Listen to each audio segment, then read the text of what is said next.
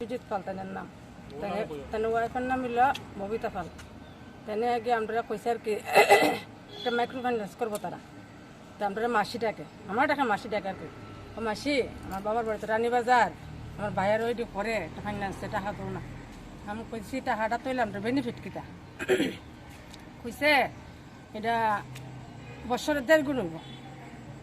আমি কইছি না ববিতা, আমি তো আপনার টাকা, আমার মেয়ে বড় হয়েছে গা, আমি মেয়ের বয়স 27, আমি বিয়া দিতাম, আমার কোনো হইতো না। কয় মাসি তুমি তো আপনার অসুবিধা কইতাছ, কিছুদিন পরেও ধর না টাকাটা বাড়বো, এরপরে বিয়াটা দৌড়। এরপরে আমি না করতেছি, না ববিতা দইতাম না। কয় মাসি রাজিও না, তো অনেকদিন আমার কাছে গেছে, যাইতে যাইতে যাইতে যাইতে আমি কই সবসময় চলি, এটা কেউ মিথ্যাই বলেছে করি। এরপরে আমার কাছ থেকে 3বারে নিছে 1,20,000 টাকা। এরপরে আমারও চাইছে আধার কার্ড, আই কার্ড, ছবি। এরপরে আধার কার্ড, আই কার্ড দিছি। তা আমি কইতেছি ববিতা তুমি যে এটা হাঁড়ি নিছো, আমার তো কিছু প্রমাণপত্র কিছু দিলাই না।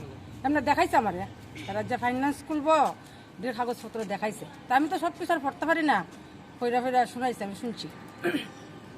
এরপরে তা আমি টাকা দালাইছি বিশ্বাস করে দিতে পারে। এরপরে আমি কই তুমি তো কিছু আমার দিলা না, টাকাটা যে নিছো।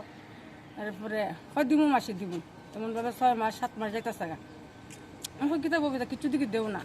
এরপরে কইছি তোমার ব্যাংকের অ্যাকাউন্টে দেও, তোমার ব্যাংকের অ্যাকাউন্টে টাকা ঢুকবো। এরপরে আমি অ্যাকাউন্টও দিছি, ব্যাংকের অ্যাকাউন্টকে চেক করি কোনো কিছু আর টাকা টোকা ঢুকে না।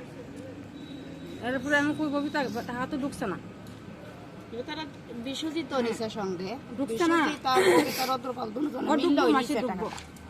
তা আমি এমন অনেকদিন কাছ থেকে পরে আমি ববিতা এটা তাড়াতাড়ি করো, বা আমার একটা কিছু দেও, তোমরা কফি দাও, দিছি কফি দেও না একটা, আমি তো টাকা তোমরা দিছি।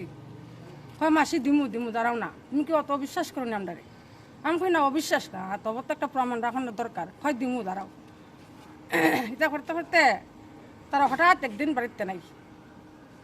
এদিনকে বিকালে আমি 5টার সময় গেছি টাকার লেগে, আবার ইয়র লেগে খবর লইবার লেগে গেছি। পরে আমি কইছি ববিতা ডাকতে ডাকতে গেছি, তাই শাশুড়ি বাড়িছে। আমি কই কি গো কাকিমা ববিতা তারা কই? কথাটা তো আগরতলা গেছে। আমি হঠাৎ করে আগরতলা গেছে গা। এরপরে খবর আবার অসুস্থ।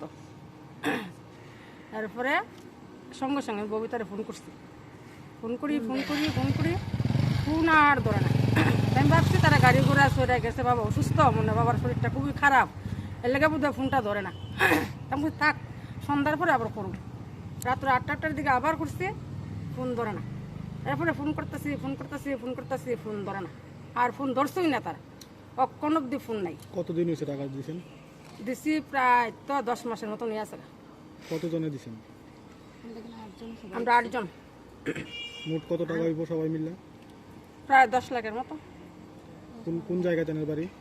দুর্গানগড় 3 নম্বর ওয়ার্ডে। আপনাদের বাড়ি? একখানি দুর্গানগরই। এখন কি থানায় মামলা করছেন?